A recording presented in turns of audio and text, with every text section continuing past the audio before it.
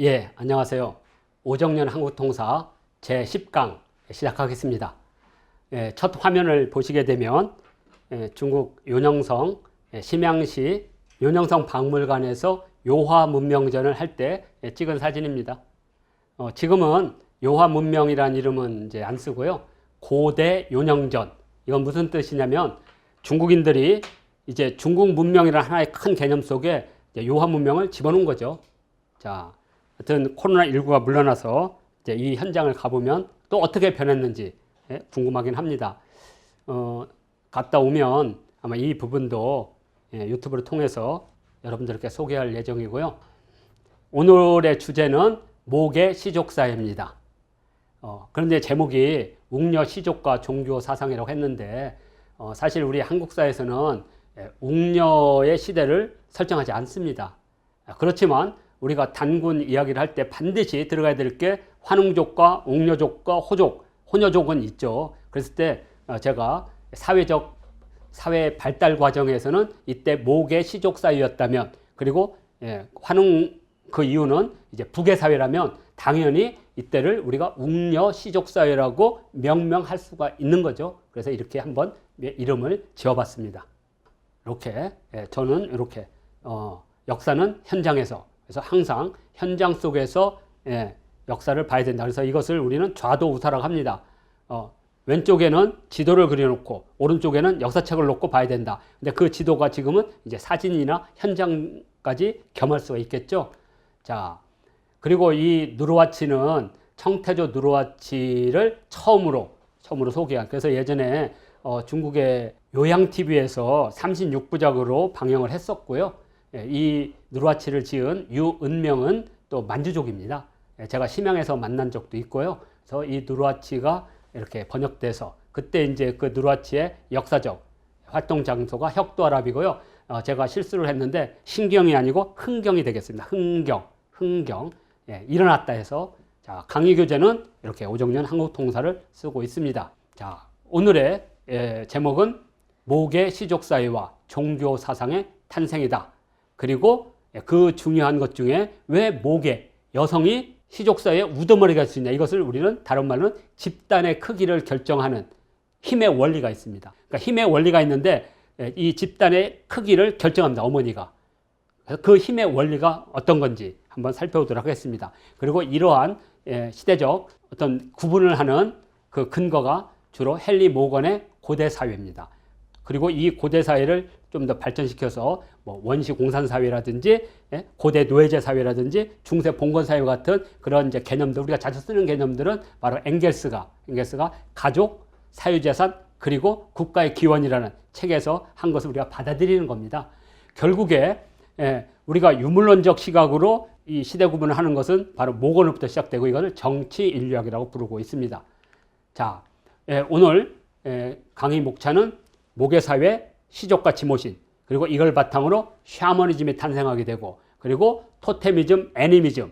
그래서 우리 목의 사회에서의 3대 종교 사상, 샤머니즘, 토테미즘, 애니미즘에 대한 이야기가 오늘의 강의입니다. 그래서 목의 시족사회는 1장 2절 한국통사 제29쪽에 있다는 표시입니다. 자, 보통 우리가 이제 권력을 결정한 힘의 원리가 있습니다. 지금 2020년대 한국 사회에서 가장 큰 권력을 갖는 게 두 개가 있죠. 하나는 이제 자본. 그러니까 회장님이 되게 무섭잖아요. 마음대로 하잖아요. 또 하나는 법이죠, 법치. 그러니까 그렇다면 우리가 선사시대나 역사시대는 권력을 결정하는 힘의 원리가 도대체 무엇이냐? 구석시대는 사냥기술이죠. 용감하게 사냥하는 사람이 우두머리가 됐죠. 그러나 이제 신석시대에 오면 달라집니다. 신석시대는 출산이 가장 중요한, 생산력이 가장 중요한 힘의 원리로 작동하게 됩니다. 그 이유는 우리가 다음 쪽수에서 있고, 그 다음에 청동기 시대는 신성성입니다. 신성성이라고 하냐면 청동을 만들어낸다는 것은 자연 상태에서는 구할 수 없는 재료들입니다. 그러니까 힘이 있고 눈이 밝은 사람은 자연 상태에서 돌을 깨서 도구를 만들 수 있지만 청동기는 그렇게 해서 만들어지는 게 아니에요. 눈에 보이지 않는 금속 재료를 가공을 할 수 있는 능력이 있어야 됩니다. 그것은 신으로부터 그런 권력을 받았다고 생각한 거죠. 이것을 신성성이라고 합니다. 그래서 우리가 청동기 시대 때 우리 단군 왕검에 대한 규정을 이렇게 말하죠. 정치적 군장과 종교적 제사장의 결합, 재정일치라고 하는 것이 바로 이 청동시대 탄생하게 되는 요소가 되겠고요. 철기시대가 되면 이 생산력이 중요하게 됩니다.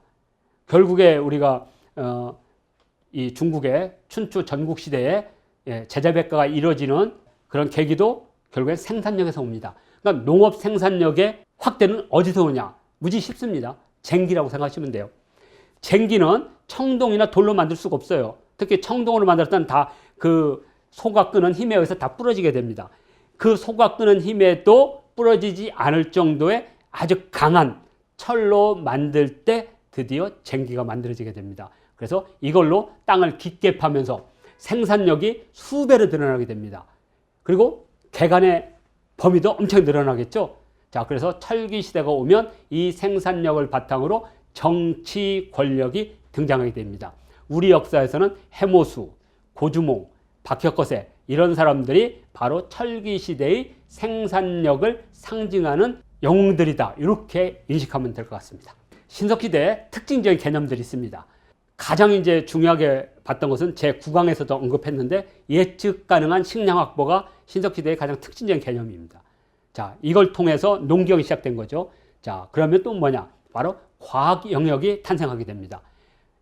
아마 70년대, 80년대 중고등학교를 다니신 분들은 아마 과학 시간에 배우는 4개 과목이 있을 겁니다. 물리, 화학, 지구과학, 생물학. 이것이 전부 신석시대 때 다 형성이 됩니다. 그러니까 신석시대는 과학의 시대라고 해도 뭐 틀린 말이 없습니다. 또 하나는 시간과 공간을 창조합니다. 그래서 시간을 만들 줄 알아야 돼요. 저 해시계인데. 그 다음에 공간을 처음으로 갖게 됩니다. 그래서 톡이라는 공간, 그죠? 움집이라는 공간, 신전이라는 공간, 그 다음에 바지라고 하는 공간, 옷이라는 공간들이 다 이때 만들어집니다. 자, 그리고 사회 집단이 형성됩니다. 오늘은 이 중에서 바로 9강에서는 예측 가능한 식량 확보가 주 내용이었다면 제10강은 사회 집단의 형성, 모계 시족사회가 오늘의 주요한 주제가 되겠습니다. 모계사회입니다. 자, 모계사회에서 가장 중요한 여성은 어떻게 권력을 가졌는가? 자, 농경이라고 하는 것은 많은 노동력이 필요합니다. 채집이나 수렵에서는 인구가 늘어나면 먹을 게 부족해서 전부 굶어 죽어요. 그래서 인구가 확대되는 것을 무지 꺼려했습니다. 그러나 신석시대는 노동력이 필요합니다. 자, 노동력이 필요하기 위해서는 두 가지가 필요합니다. 하나는 이웃 마을을 침략해서 예비 노동력을 약탈해 오면 됩니다. 근데 이것은 무지 위험성을 성공률이 반반이에요. 왜냐면 저쪽 시족도 가만히 있나요? 그러다 보니까 10명을 가지고 해서 우리 시족 5명이 죽어야 되는 무지 위험한 방식입니다. 그래서 이 방식보다는 좀 더 나은 방식이 뭐냐? 생산하는 거죠.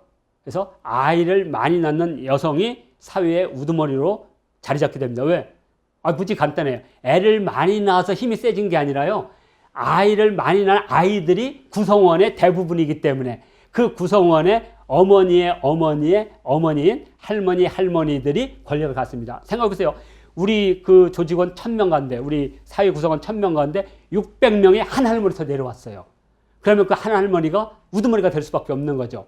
바로 이 생산. 그러니까 우리 청소년이나 한국사를 이렇게 혹시 하시는 분들은 아이를 많이 낳기 때문에 힘을 가진 게 아니라 그 아이들이 사회 구성원의 상당 부분을 차지하기 때문에 힘이 커지는 겁니다. 자, 그래서 여성은 이렇게 권력을 갖게 됩니다. 자, 그리고 이제 그 사회 구성원 가운데 가장 많은 수를 차지하는 사람들은 자신들의 어머니를 생산의 어머니로 모시게 되겠죠. 이것을 우리는 지모신이라고 합니다. 자, 지모신이라는 건 뭐냐면 이 세상의 생산을 상징하는 두 가지 요소. 하나는 땅이라고 하는 요소. 땅이라는 요소에서 수많은 곡물들과 가축과 짐승이 살죠. 자, 그래서 땅, 그리고 그 땅을 지배하고 군림하는 사람들의 어머니, 이걸 합해서 지모신이라고 합니다. 그래서 지모신의 특징은 세 가지를 갖게 되죠. 가슴을 부각시키거나 엉덩이를 부각시키거나 배를 부각시키는 거죠. 이것은 서유화에 있는 흑룡화 유적입니다. 석이 전 한 6200년 전 우리가 말하는 요하 문명의 시발점에 해당하는 거기에 지모신입니다. 이 지모신은 어떤 지모신보다도 가장 아름다운 형태를 갖고 있어요. 특히 도드러진 배를 통해서 출산이라고 하는 힘, 이것을 정확하게 보여주는 시족의 어머니, 바로 동아시아 최초의 지모신입니다. 물론 그전에도 있었겠죠. 그러나 이렇게 황토 조각으로 해서 구워서 완벽한 형태로 나온 지모신이 바로 이 흑룡화 지모신이 되겠습니다. 자, 그리고 이제 이러한 지모신들은 세월이 가면 좀 더 격상된 형태로 등장합니다. 그것이 바로 여신입니다. 이 여신들은 모계를 중심으로 형성이 되고, 그 모계 중심의 제일 최초의 지모신은 후손들과 정신적인 교감을 하게 됩니다.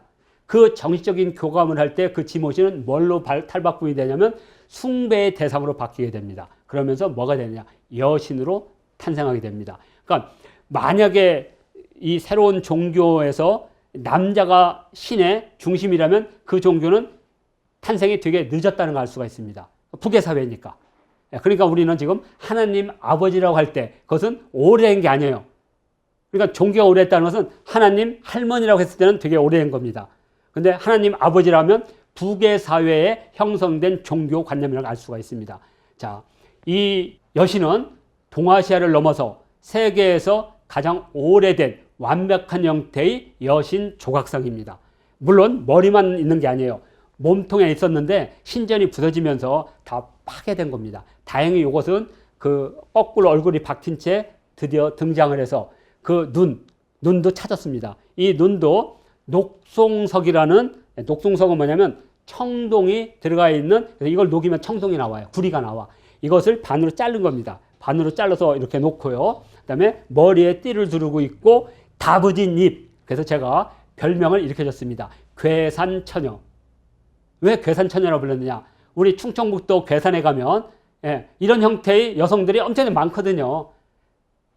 그냥 우리 한민족, 우리 결의 일반적인, 우리가 좀 드세다가 하는 분들 있죠. 왈패라고 하는 분들의 전형적인 얼굴상입니다. 저는 이것을 엄청나게 많이 봤거든요. 근데 이제 나중에 보겠지만 중국인들이 이것을 눈 찢어진 중국인으로 만들어 버렸어요. 그러니까 이걸 비교해 보면 이 얼굴과 중국인이 보고 난 얼굴이 얼마나 다른지를 볼 수가 있습니다. 하여튼 이렇게 시족의 최초의 어머니가 신으로 격상되면 뭐가 만들어졌다는 거예요? 종교가 탄생했다는 겁니다. 그래서 이 종교를 우리는 샤머니즘이라고 합니다. 샤머니즘. 그러니까 지모신 신앙을 바탕으로 샤머니즘, 그 다음에 토테미즘, 애니미즘이 탄생하게 됩니다.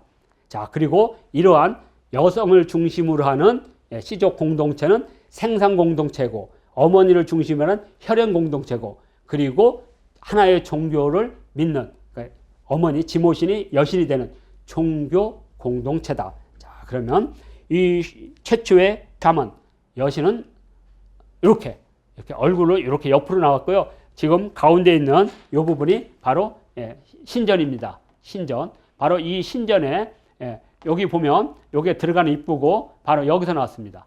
자, 그러니까 그리고 신전에는 벽화가 그려져 있었고요. 벽화가 그려졌고 그 신전 옆쪽에는 지모신, 작은 지모신들이 나왔고 그다음에 그 옆에는 곰으로, 그러니까 황토를 빚은 곰발바닥이 나왔습니다. 그래서 곰을 숭배한 종족이라 알 수가 있습니다. 그래서 제가 웅녀라고 불렀던 겁니다. 이 여신은 우리 단군을 낳으신 웅녀의 최초의 할머니인 웅녀 할머니라고 해도 뭐 저는 틀림없다고 봅니다. 역사적으로 증명이 안 돼요. 그렇다고 역사적으로 아니라고도 누구도 못합니다. 그러면 우리는 이를 웅녀의 최초의 할머니, 저는 웅녀 할머니라고 부르겠습니다. 하여튼 이 신전에 나왔고요. 바로 신전 옆에 바로 뭐가 있느냐? 이렇게 둥근 제단과 네모난 조단이 있고 여기는 이렇게 산처럼 쌓은 적석총이 있고 이 안에는 27기의 무덤이 있었습니다. 자, 그래서 이것을 뭐라고 하냐면 제단이 있는 단, 그다음에 사당, 묘, 그다음에 무덤총. 그래서 이것을 단묘총이라고 하고요. 실질적으로 중국의 요령사범대학교의 전광님은 이걸 기반으로 해서 박사학위를 받습니다. 그래서 이것을 단묘총 문화라고 하는데 당연히 중국의 황제족이 만든 거라고 해놨죠. 그렇지만 그 황제족, 유흥시라고 하는 황제족을 웅녀족으로만 바꾸면, 주어를 바꾸면 다 우리 겁니다. 그러니까 중국에서 연구한 그런 것들을 가지고 주어만 우리로 바꾸면 저는 거의 정답에 가깝다고 보고 있습니다. 자, 그러면 이 우하량의 이건 이제 우리가 요하 문명 중에 한 두 단계에서 세 번째 단계입니다. 흥룡화 유적이라든지 조보구 유적이 있는데 그 다음에 이제 홍산 문화인데, 홍산 문화를 대표하는 유적이 우하량 유적입니다. 우하량이라는 건 뭐냐면 그 서유화로 흐르는 강 이름이 우하입니다. 소우자로 쓰는 우하. 그 우하의 언덕에 있다는 뜻입니다. 우하의 언덕에 있는 유적. 그 우하량 유적에서 바로 이 여신상이 나왔는데 지금 복원한 여신상은 이렇게 생겼습니다. 이렇게. 자, 그런데 중국인이 복원한 것은 이렇게 생겼습니다. 찰떡의 중국인 얼굴이거든요. 자, 그런데 지금 중요한 것은 지금 나뭇잎을 들고 있고, 이거 버드나무 같은 건데 들고 있고, 문제는 손을 이렇게 하고 있다는 거죠. 근데 이렇게 해놨는데 사실은 그 옆에 이게 부서진 상태에서 손이 발견됐는데 손을 이렇게 하고 있어요. 그런데 이렇게 하고 있고 발을 가부좌를 하고 있습니다. 사실 중국인들 가부좌 못해요. 인도인들 가부좌 못합니다. 왜 그러냐? 그들은 입식 문화였거든요. 신석기대 이제 화덕에서 이제 새로운 청동시대 네모난 집이 만들고 초석 입주가 되고 드디어 대부분 난방 방식이 전부 다 벽난로로 가게 됩니다. 그래서 중국인들은 벽난로로 가면서 의자에 앉아서 입식하는 문화가 발달돼요.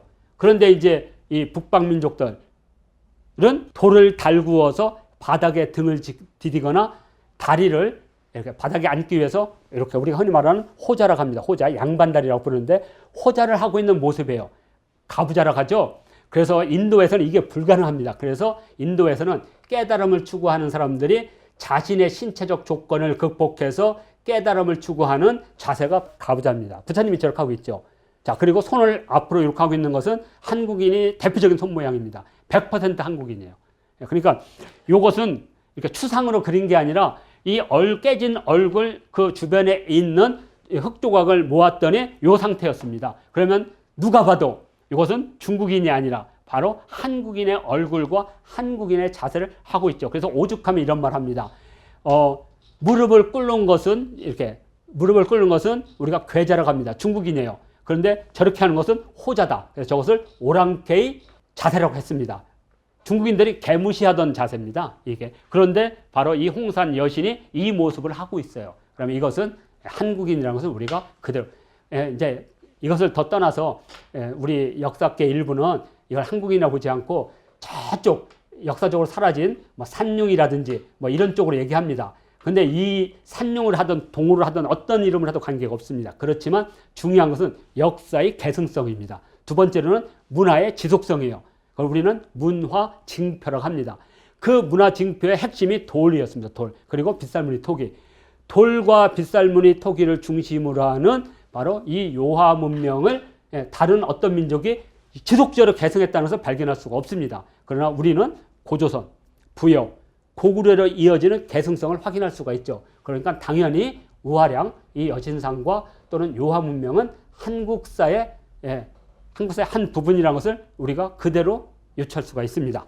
자, 이제 샤머니즘 다음으로 토테미즘이라는 게 있습니다. 토테미즘은 원래 인디언들입니다. 인디언들 말입니다. 상징이라는 뜻이죠. 그래서 이제 일부 이제 그 종교적 신앙심이 깊은 분이 이런 말을 하죠. 인간이 어떻게 미개하게 곰을 숭배하고 호랑이를 숭배하냐고. 저는 앞으로 한국사에서 곰을 숭배하고 호랑이를 숭배한다는 그 숭배란 말을 빼야 된다고 봅니다. 그 토테미즘은 숭배하는 것이 아니라 그 동물들이 갖고 있는 초월적 힘들이 있어요. 인간은 극복할 수 없는.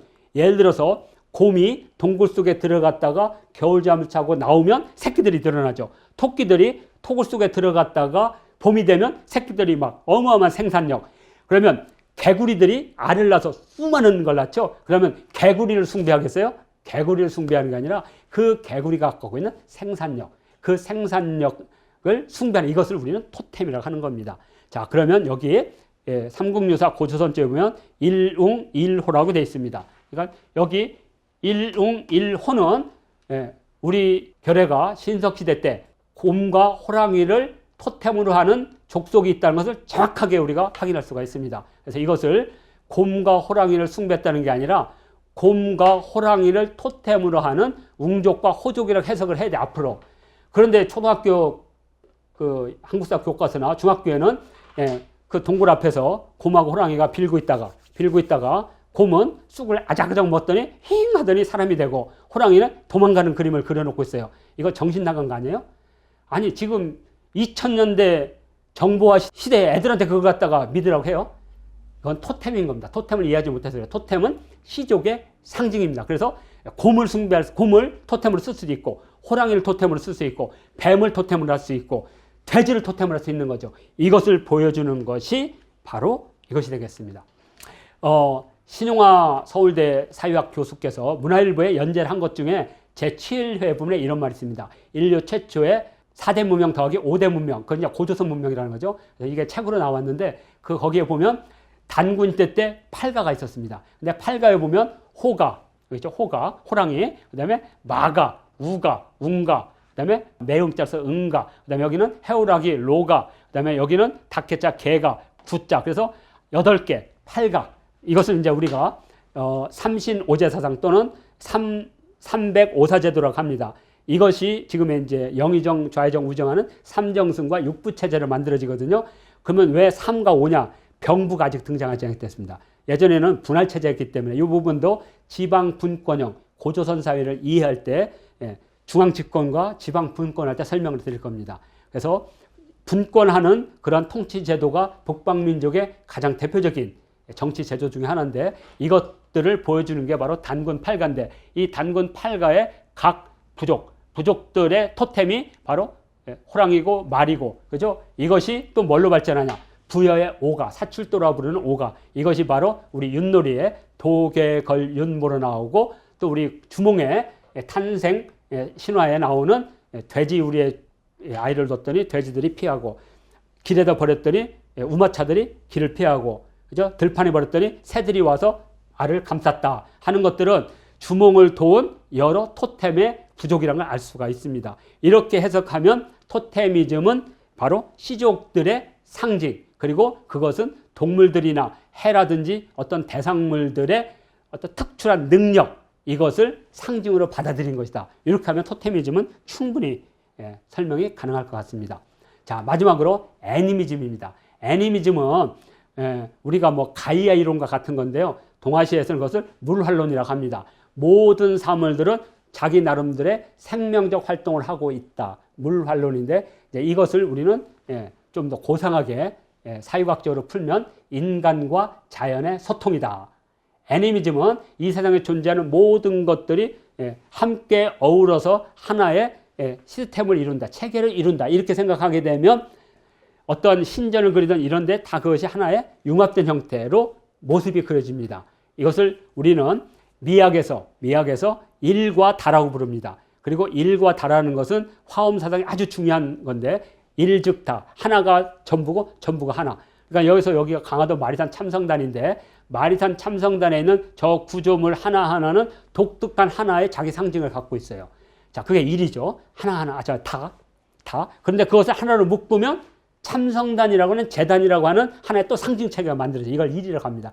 일은 하나고 하나는 다고 다는 일입니다. 그러면 나무는 또 나무 나름대로 또 그러한 여러 가지 상징 요소들이 있어요. 그래서 이것을 우리는 신단수라고 부르고 있고요. 또는 생명수 또는 우주묵이라고 부릅니다. 고대 사회에서 하늘과 땅을 이어주는 층계가 바로 이 신단수였고요. 환웅이 하늘에서 내려올 때 바로 신단수 아래에 내려왔다고 되어 있죠. 그리고 그 신단수가 있는 바로 그 옆에는 우물이 있어야 되고요. 우물이 있어야만 하늘과 땅과 인간 세계를 이어주는 통로가 될 수 있는 거죠. 그래서 이것을 우리는 애니미즘이라고 합니다. 모든 요소들이 종합적으로 서로 존재감을 가지면서 소통하고 공존하는 방식, 인간과 자연을 공존으로 인식하는 이걸 애니미즘이라고 합니다. 그래서 이런 말 하잖아요. 아니, 저 바위에 무슨 생명이 있다고 바위를 숭배하냐고. 그건 아니라 바위가 갖고 있는 자연의 한 특성입니다. 그건 뭐냐? 영원성이죠. 그 바위를 통해서 변하지 않는 영원성을 부여하는 거죠. 그게 바로 바위의 생명력이죠. 애니미즘이라면 바로 그걸 말한다. 자, 그러면 어떤 거냐? 하나를 예를 들면 우리 민족은 바람과 물이 만나는 곳에 사는 것을 가장 이상적인 곳으로 봤습니다. 자, 그러면 바람은 우리가 볼 수가 없잖아요. 바람은 분명히 누가 불어주는데 그 바람을 봉황이라고 봤어요. 생명의 흐름을 주는 봉황. 그러면 땅에 있는 수많은 생명을 일으키는 것은 물이라고 봤어요. 그걸 용이라고 불렀습니다. 그러면 하늘의 봉황과 땅의 용이 눈에는 보이지 않지만 그 용과 봉황과 용을 상징적으로 보여주는 게 뭐냐? 바로 강화도 마을산 참성단의 저 나무와 그 밑에 있는 물인 겁니다. 그래서 나뭇가지가 흔들거리면서 바람이 분다는 걸 알 수가 있습니다. 자, 그런데 봉황은 원래 존재하지 않는 거예요. 용도 존재하지 않아요. 고대 사상에서는. 왜? 본 적이 없으니까. 그래서 나뭇가지가 흔들리면 나뭇가지에 뭘 붙여요? 끈을 붙여. 그럼 끈이 흔들리죠. 그럼 거기에 신이 깃들었다고 보는 겁니다. 나무에는 신이 깃드는 게 아니고요. 끈을 묶어야 됩니다. 끈을. 그러면 이제 우리가 고석기 때 끈을 얘기했죠. 이제 신석기 때 청동기 시대 되면 그 끈은 다른 개념으로 또 바뀌게 됩니다. 신이 깃든 어떤 통로. 그래서 우리가 예전에 혼불 같은 거 할 때 생명끈, 그다음에 혼인줄 이렇게 말하죠. 혼줄 난다. 생명줄, 혼인줄 이런 것들이 다 끈입니다. 그래서 끈을 매달면 그 끈이 펄럭이면 신이 깃들었다고 본 거예요. 그래서 무당들이 그 끈을 흔드는 거거든요. 그다음에 샘이 솟아야 땅에서부터 샘. 그래서 그 샘을 통해서 생명력이 지상으로 흘러가야 됩니다. 그러니까 땅이라고 하는 어떤 그 생명의 힘이 바로 물을 통해서 나오는 거죠. 그래서 반드시 신전에는 우물이 있어야 돼요. 그리고 저 강화도 마리산 참성단의 우물은 인공적으로 축조했다는 것을 확인했습니다. 자, 이렇게 해서 바람과 이 용을 형상화하기 시작합니다. 드디어 바람이나 우물을 그 형상한 것이 바로 백제 대학로가 되겠습니다. 백제 대학로의 용과 봉황은 바로 우리 조상들이 생각했던 가장 이상적인 삶. 그래서 하늘과 땅이 만난 가장 이상적인 삶. 그것이 바로 뭐냐?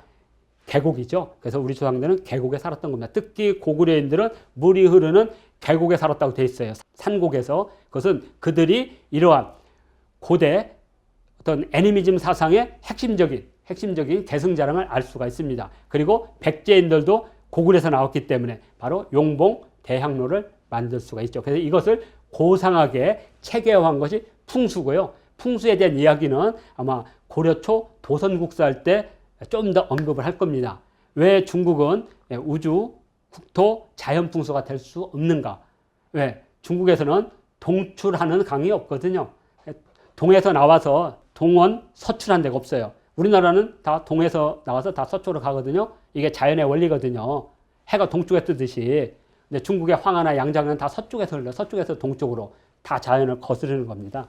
그래서 이 풍수에 대한 이야기는 그때 다시 하기로 하고, 자, 애니미즘. 자, 이렇게 해서 이제 목의 시족사의 종교 사상의 원리 크게 4개가 있죠. 목의 시족사에서 지모신이 탄생하고 이 지모신을 바탕으로 해서 초월적인 숭배의 대상인 여신이 탄생한다. 그리고 그 여신은 후손과 정신적, 육체적 교감을 한다. 이것을 우리는 샤머니즘이라 한다. 그러니까 샤머니즘은 소통입니다. 소통. 신과 인간의 소통. 자, 그리고 이걸 바탕으로 이제 그 시족을 상징하는 것. 토템이 완성되고 그리고 그 살고 있는 공간 속의 모든 것들은 어울려 산다는 애니미즘이 탄생하게 됩니다. 자, 그래서 이걸 정리하면 바로 요 지모신이 이제 나중에 이제 여신으로 발전하게 되겠죠. 그래서 이 집단의 크기를 결정하는 힘의 원리, 이게 바로 지모신이다. 그리고 이 여성들이 출산을 많이 해서 위대한 게 아니라 그 출산한 사람들이 사회 구성원의 대다수를 차지할 정도이기 때문에 이 여성은 지모신으로 숭배가 된다. 이렇게 정리를 하면 되겠습니다. 자, 그리고 드디어 여신이 탄생한다.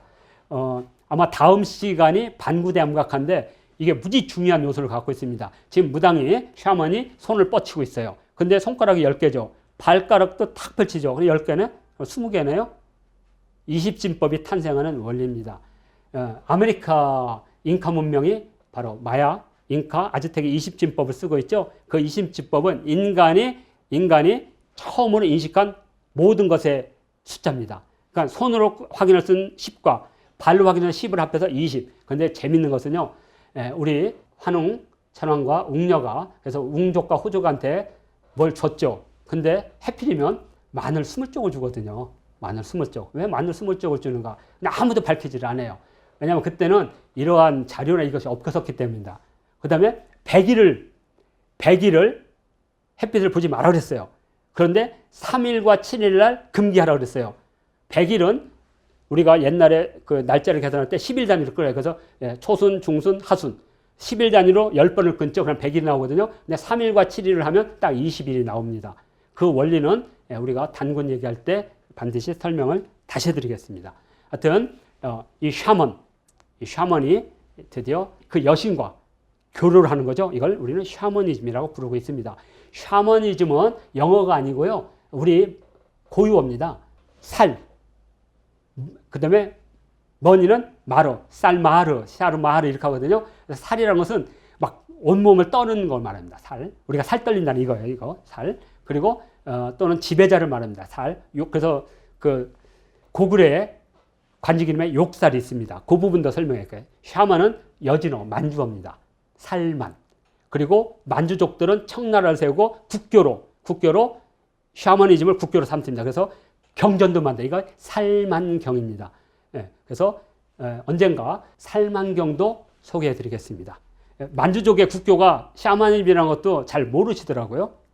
자, 그리고 시족의 상징으로 대표적인 것 중에 하나를 꼽으라면 오른쪽이 이제 치후이라는 씨름인데 머리에 솥불을 들고 있죠. 그건 소가 갖고 있는 힘, 바로 이걸 활을 만드는 거거든요.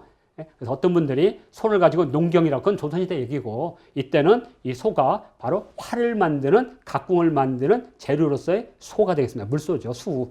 자, 그리고 왼쪽에 보면 뚝기로서 빨갛게 돼가지고 임금이 뚝섬에 가서 농경을 할 때 또는 군사 사유를 할 때 저 뚝기를 세우죠. 그래서 많은 분들이 뚝섬을 한강에 있는 섬을 알고 있더라고요. 뚝섬은 섬이 아니라 뚝기가 쓴 곳, 뚝섬입니다. 뚝기가 선 곳, 뚝섬. 자, 이렇게 토템은 이렇게 이해합니다. 시족의 상징이다. 그리고 애니미즘은 자연과 소통이고, 이러한 자연과 소통을 가장 잘 보여주는 게 풍수라는 거. 그래서 하늘의 바람, 땅의 물. 그래서 우리가 눈에 보이지 않는 생명의 기운은 바람이라고 했고, 눈에 보이는 생명의 기운은 용이라고 봤습니다. 그래서 바람과 물, 이것을 형상화한 것이 바로 백제대향로다. 그리고 이러한 종교적 원리는 신석시대 때 모계 시족사에서 만들어진 종교 원리다. 이 부분은 아마 고조선 때 많은 부분을 할애해서 설명을 드릴 생각입니다. 자, 이렇게 해서 10강 모계 시족사에는 끝이 나고, 다음은 이제 반구대 암각합니다. 근데 이제 반구대 암각 하나를 가지고 어떻게 그래 많은 설명. 이 안에는 정말 우리가 생각하는 다양한 형태의 상징들이 있습니다. 그리고 이런 상징을 통해서 우리 민족이 가졌던 원형 문화를 추출해낼 수가 있습니다. 자, 이렇게 해서 제10강을 마무리하고 다음 11회에서 찾아뵙겠습니다.